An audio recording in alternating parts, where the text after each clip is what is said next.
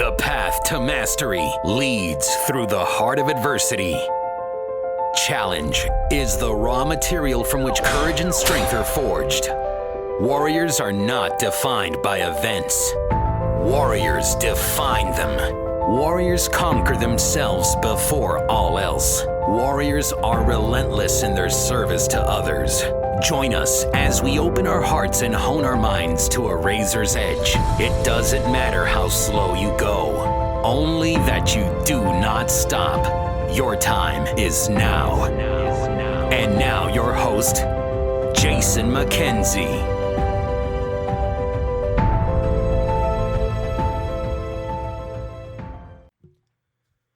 Hey guys, this is a microdose, which is another way of saying it's a rambling monologue by yours truly. And that's my chance to talk about the things that I'm thinking about, the things that I'm learning, and maybe sharing them with you with some context and some of my own personal insights with the idea that perhaps it might actually help you. So what I'm reading right now is this book called Sapiens.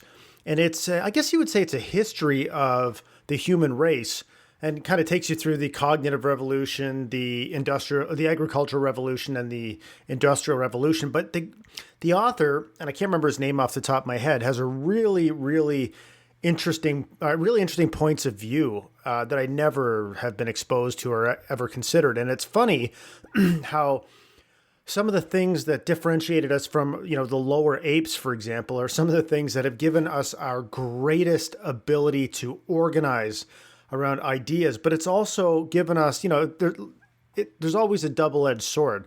So that same concept, and I'll talk about it in a minute in more detail, is also one of the things that imprisons us the most. So in the book, the author claims that one of the things that the very, very key thing that differentiates us from apes is our ability to imagine things that are not true.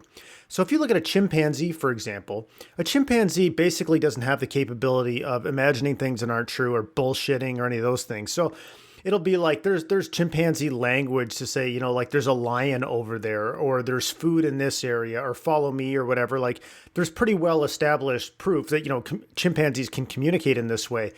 But they're not able to imagine ideas and concepts that are not true and then make them into reality. So if you think about that, you think about what human beings have done. Like most of our culture, our religion, our, social constructs, government, money, all of these things are not true. They're made up. At one point they weren't true, and then we conceived of them, and then we implemented them. But realistically, they're not really true. They're only true because we believe them to be true. And so that's what separates us from apes, is that we can imagine, and then based on what we imagine, we can actually make that into a reality, right? So that's why if you look at a band of, like, say, chimpanzees, it's a very small number. But when we start inventing things like, again, the idea of a country or nationalism or government or whatever, it allows society to organize and cooperate on a much bigger scale because we have a common set of beliefs that we hold to be true, right? But the point is, they're all made up. They were all made up by somebody or people at some time. So if you think about that, take that the other way and you think, boy, our ability to make shit up is super powerful, but it can also be super imprisoning if we're not aware of it, right? So that same ability is also the ability that makes us say, we're not fucking good enough. Or if I fail at something, it's just proof that I never should have tried in the first place.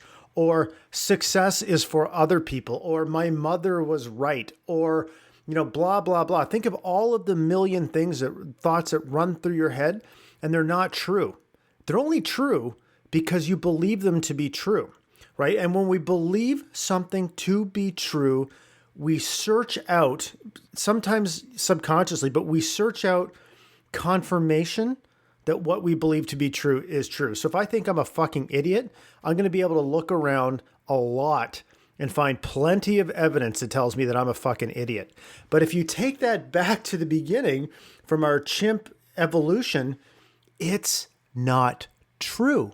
You are conceiving of something that is not true, but you are choosing to believe it. So if you think about that from an anthropological point of view or an evolutionary point of view, it's really interesting, right? Because I think it really drives home the point that we make up a lot of the world that we interact in. We may subscribe to these ideas like, nationalism and blah, blah, blah, all those kind of things. But we also make up a lot of what we see and what we hear, like how we perceive things, how we look at ourselves, how we feel about ourselves, how we interact with others. So much of that is driven by the ideas that we have made up based on the inputs that we received, our DNA, our epigenetics, all of that shit. It all combines and we invent the world that we live in. So I want you to think about that, because if you can invent a world that you live in that is dangerous and harmful and one that you're not good enough to perform and be successful in, you can fucking invent another world. And it takes owning your thoughts, owning your beliefs, understanding that the shit that you've been telling yourself from all these years is only true because you want it to be, and it doesn't have to be that way.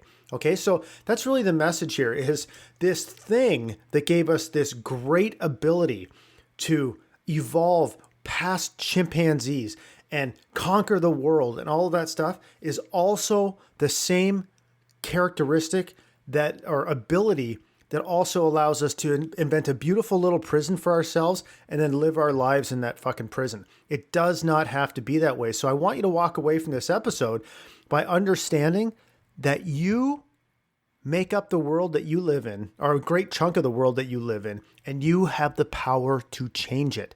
It takes self-awareness. It takes discipline. It takes questioning everything.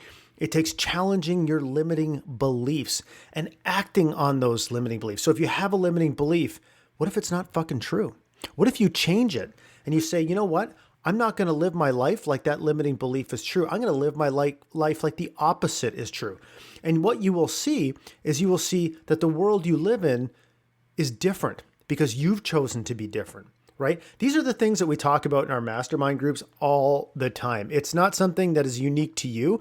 It's something that every human being struggles with. And the people that overcome it are the ones that recognize that it is changeable, that your worldview is not something that's fucking written in stone. It's completely changeable. It takes a shitload of work, and it takes struggle, and it takes failure, and it takes blah, blah, blah. It takes all those things, but you have the power to change it.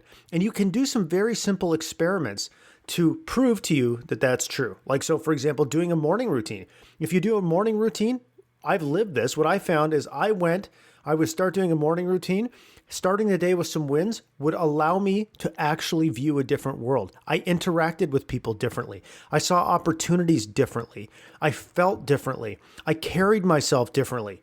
So what does that tell you? It tells you that the world I was living in before was largely made up by me, and I had the power to change it. So listen, if you want to be a chimp, be a fucking chimp. I love a ripe banana as much as the next person.